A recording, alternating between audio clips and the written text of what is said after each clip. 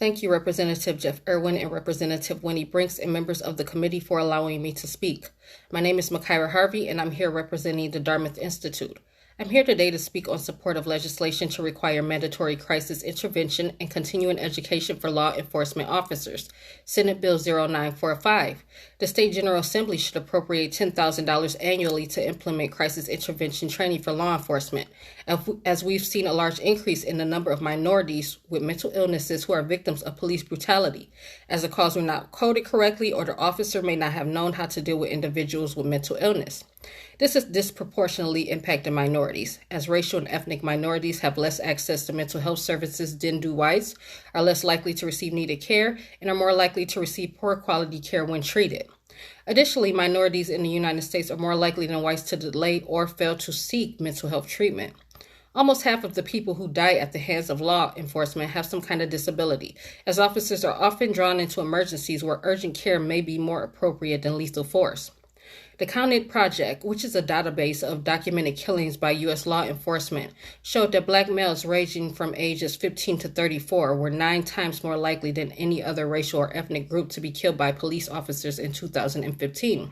Crisis intervention training consists of training for selected police officers comprising 40 hours of instruction from mental health workers and special coding for dispatch operators to enable them to recognize community reports with a high probability of previous mental illness involvement, and a centralized drop-off mental health facility, which was identified in 2000 as an important element of a successful CIT deployment.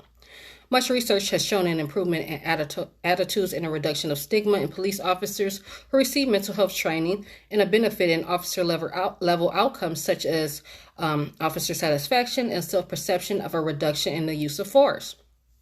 However, other research shows no improvement, though this may signal a need for more required hours, as completion of an official program of crisis intervention counseling usually must have provided a minimum of 275 hours of lecture in crisis intervention courses.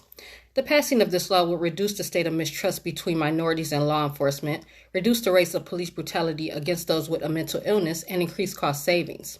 This program would cost $10,000 annually versus the $31,000 per offender it costs to jail offenders. We will measure success by a reduced rate of police brutality and excessive force, and a reduced rate of death in communities policed at the hands of law enforcement. I would like this bill to be passed because it seems like a very logical and sound idea. It is relevant, timely, and cost efficient, and it will reduce the division and arrest in this country. In conclusion, I would like to thank Senator Jeff Irwin and Senator Winnie Brinks and a member of the committee and all the members of the committee for the recent work you've done on this bill. Thank you so much for your time.